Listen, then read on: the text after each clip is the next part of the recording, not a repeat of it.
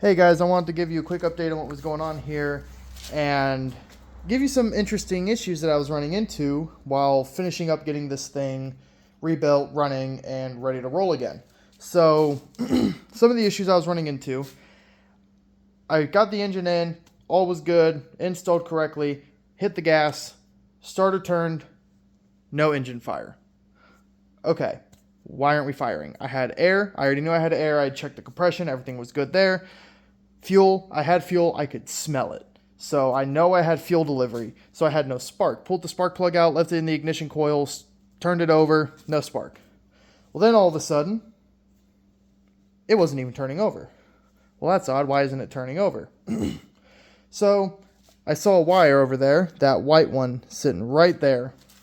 Maybe you go over here and point out a little better. This little wire right here, the last guy who messed with it just like barely twisted it together and then wrapped it with electrical tape, and that's not a solid connection. That's not gonna work, or at least not long term, which is what I discovered. So I had to solder that, throw a new connector on it, and now I had a starter generator that still wouldn't spin. Okay, what's my issue now? Well, I decided, okay, let's check something simple that I don't immediately see, and that's a fuse. So I checked the fuse. And this is what I found. Let's see if I can get that to kind of, there. You can kind of see it's blown.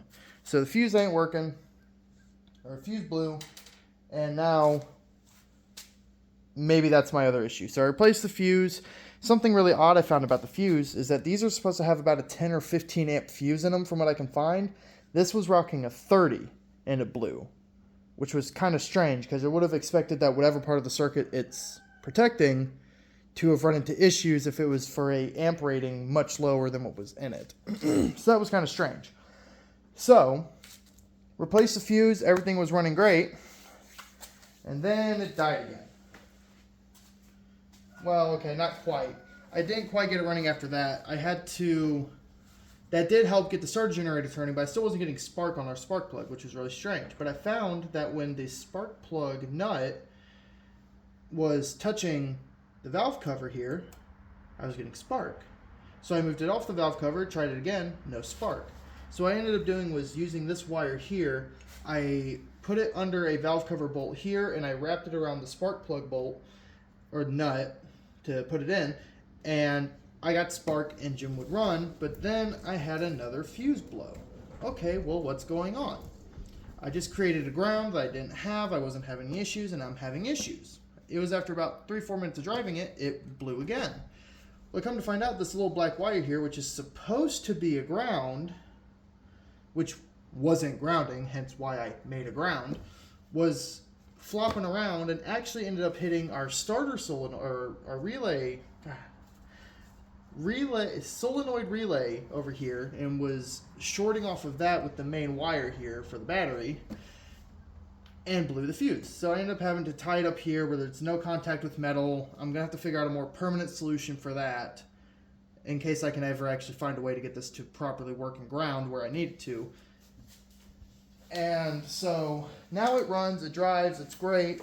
I hope it's more permanent, but here you could see both of the fuses that it blew. So it was really, really interesting dealing with this thing and the issues that had popped up after the initial issue of just no compression, no power.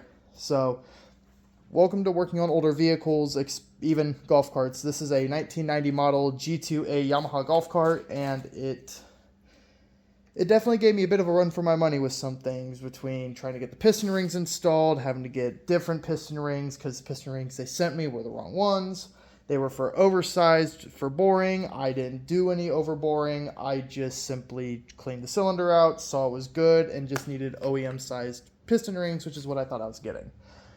Anyways, this video is getting a little long, so I'm going to go ahead and hop off here, but just thought I'd show you some interesting aspects of what I was dealing with here and what's kind of taken this project so long to deal with. But once again, it's an issue with dealing with older vehicles, between part sourcing, the issues they have, and especially dealing with things that other people have had their hands in before, who don't necessarily do things the right way and just do it in a way that makes it work. So I really hope that this also shows the importance of doing things the correct way when it comes to your wiring, your assembly, and just generally working on anything, because it may not cause an issue now, but down the road, whether for you or somebody else, can cause major issues.